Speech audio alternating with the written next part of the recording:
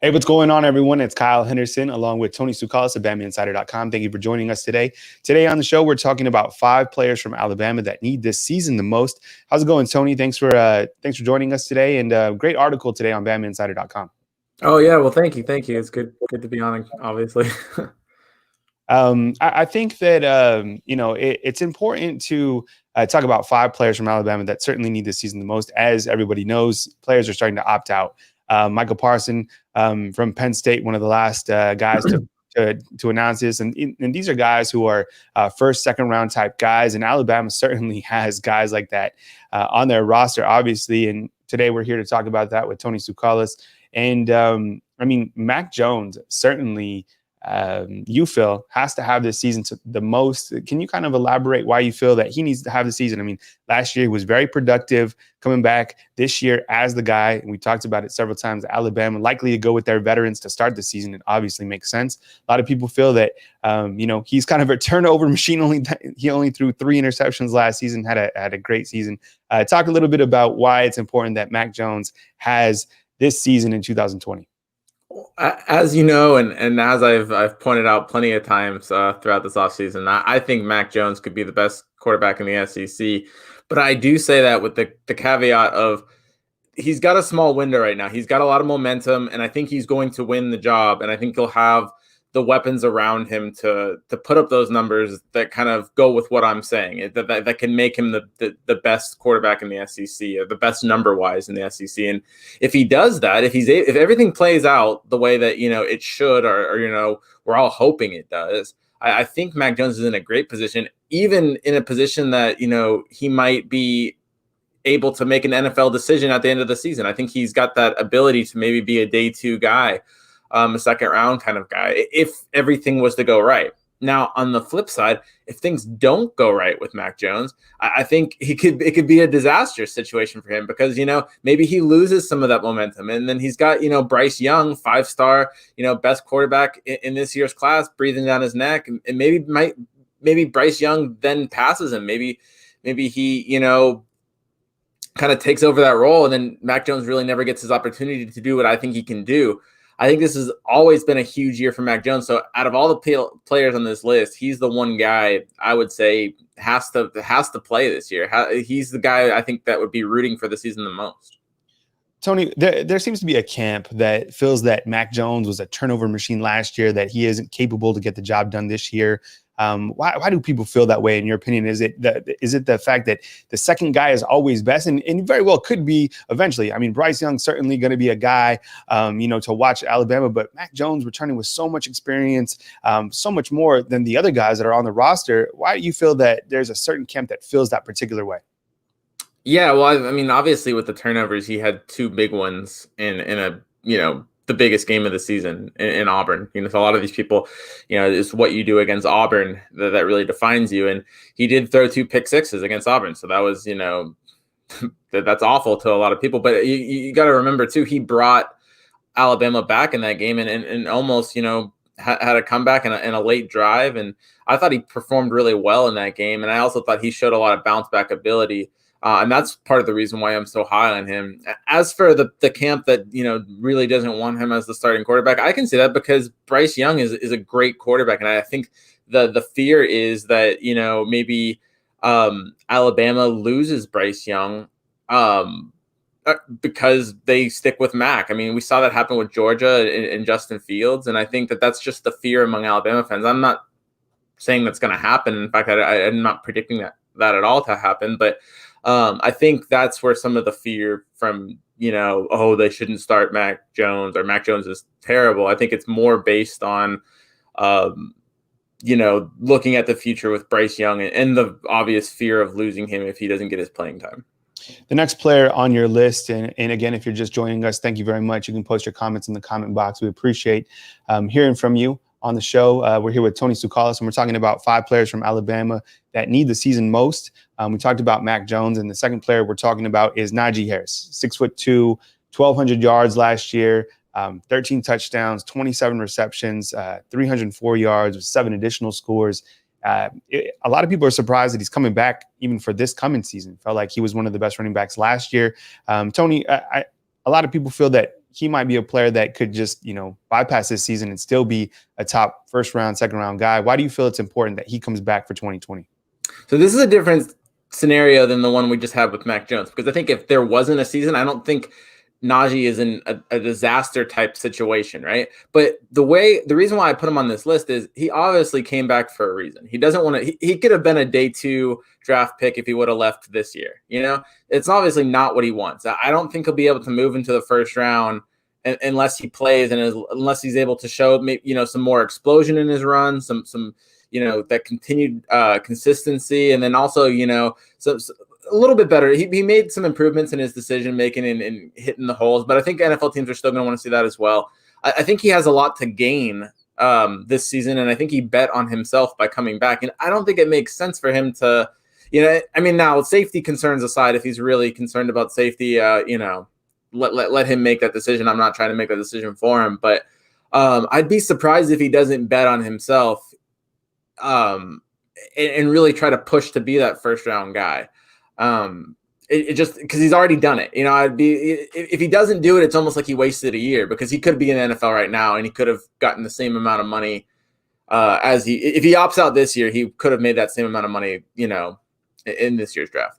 Yeah, I think you're certainly right. I mean, Najee Harris, a guy that is high on a lot of people's radar when it comes to NFL analysts. And when you look at what he brings to the table, just physicality wise, 6'2", 230 pounds, the ability to be that, that power back. And like Tony said, I'd like to see how he can showcase that speed and showcase his improvement going into this year. If you follow him on social media, I mean, the guy works, just like all these other guys.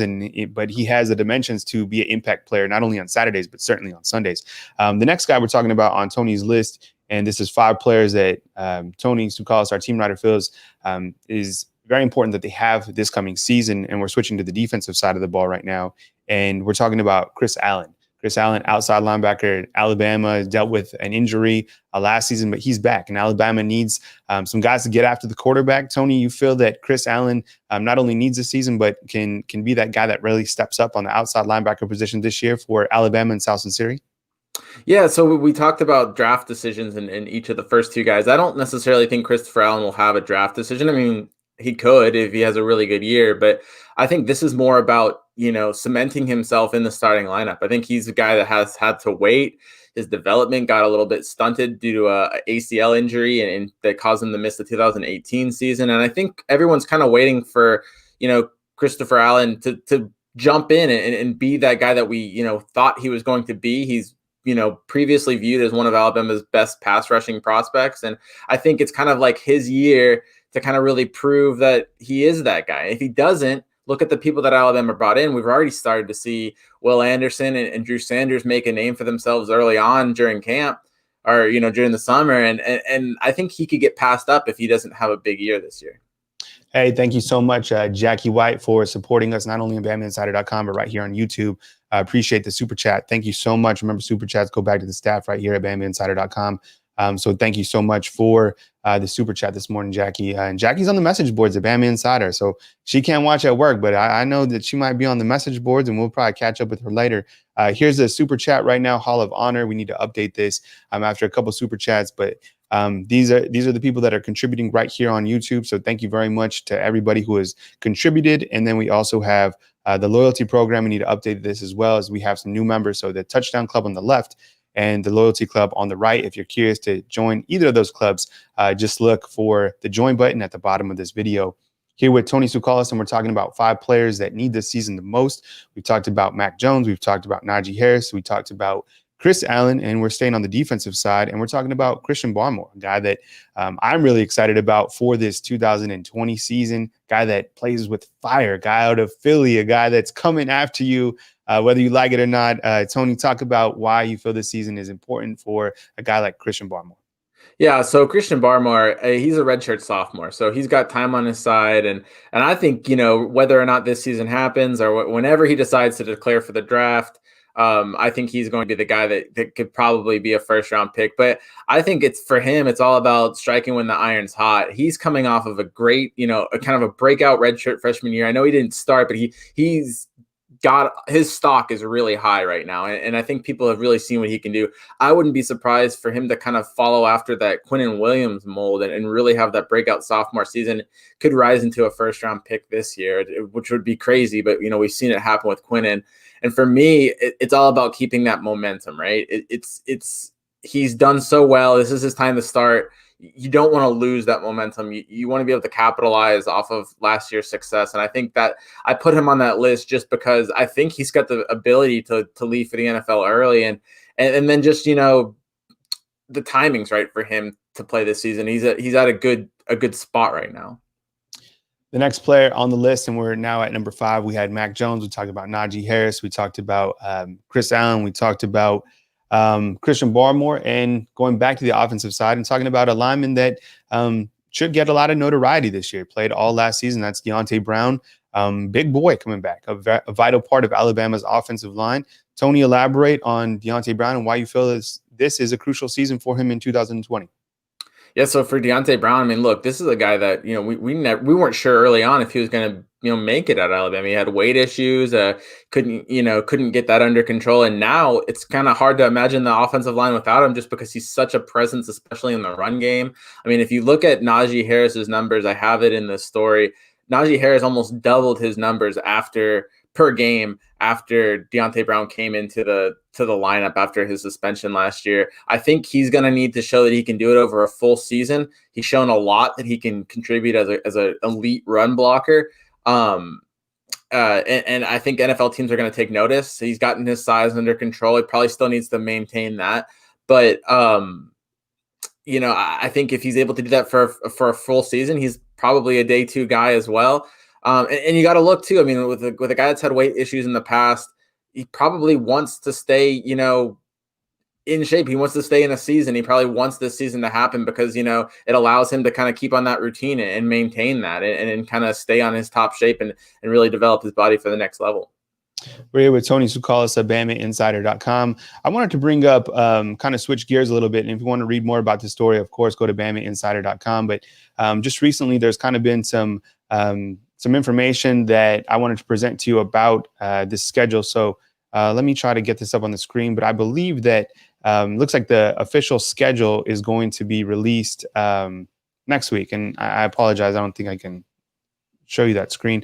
Tony, talk a little bit about what to expect in terms of the 2020 schedule, because everybody keeps asking us, when is the schedule going to be released for Alabama? When are we going to figure out the next 2 opponents? So why try to work to bring this to the screen? Will you kind of inform everybody about the SEC and kind of where things stand right now?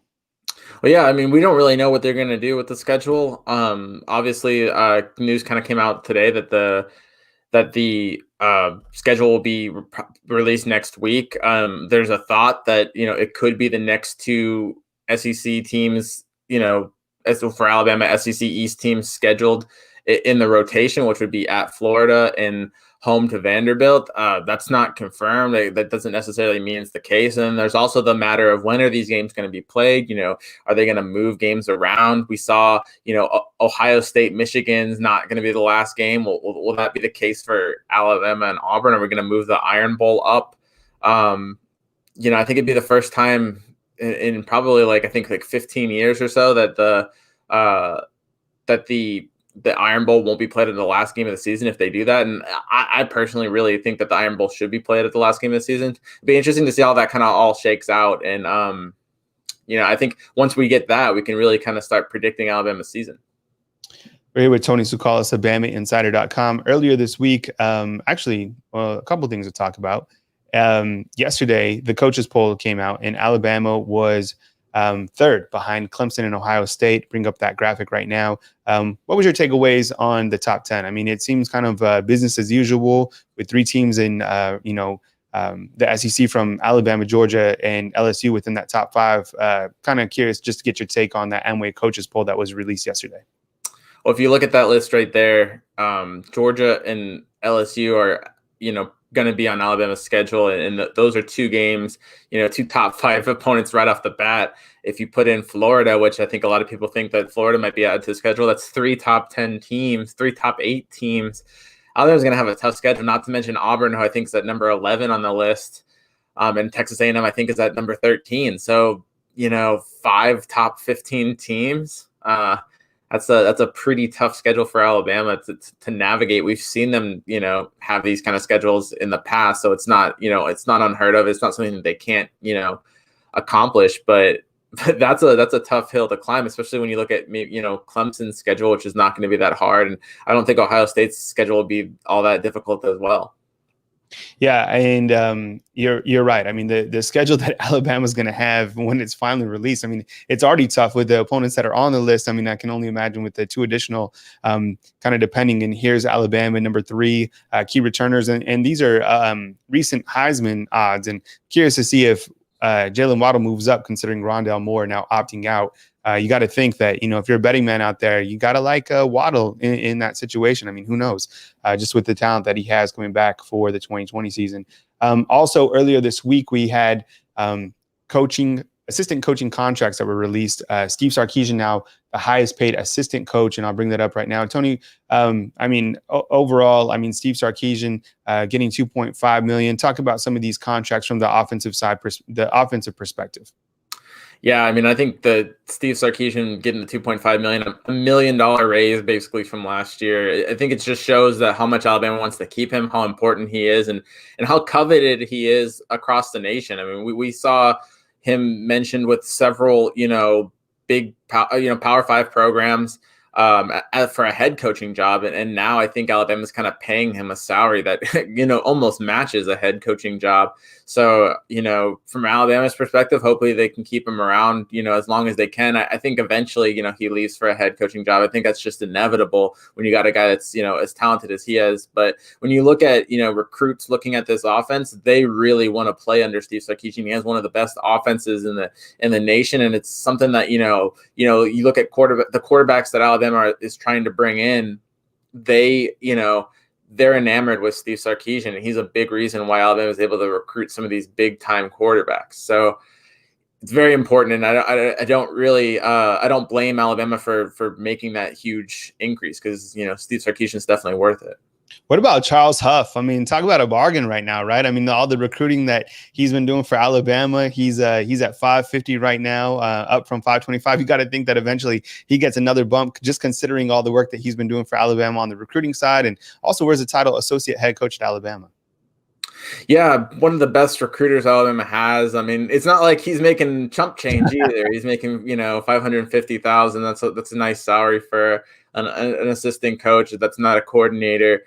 So he's well paid as well. And Alabama's got a lot of coaches to take care of, because they're all doing really well. They've got one of the best staffs. So I think the salary increases just reflect the staff that Alabama has. And Alabama always puts together a great staff with Saban. I think just a lot of players, not players, but a lot of coaches, really want to coach with Nick Saban.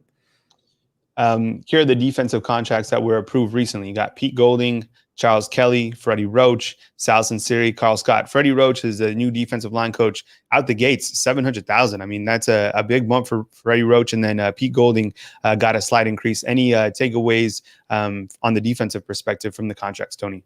Yeah, well, Freddie Roach was making, I believe, around the same that Alabama plays at the defensive line coach. And then everyone, it seemed like, got like a $25,000 raise. I'm not sure if we've seen more in the past, but that's about standard about what people got. Charles Kelly is making a nice salary, and I think he's kind of like the next in line if things don't go well with Pete Golding. I think he's kind of maybe the next guy as a defensive coordinator. Definitely the second most important defensive coach on the assistant side. But you look at a guy like Carl Scott too. I think he's really important. You talk about Charles Huff being such a great recruiter. I think Carl Scott's right up there with him, and he's bringing in a lot of these kids. And I think he's a really important piece as well. 2 additional key pieces to Alabama's overall staff. On the strength and conditioning side. And you have Director of Sports Science, Dr. Matt Ray, and Director of Sports Performance, David Ballou. Tony, it seems like these guys have already made an impact at Alabama. Talk about these 2 a little bit. And it seems like Alabama is so excited to get, these young men to start working with these guys. Yeah.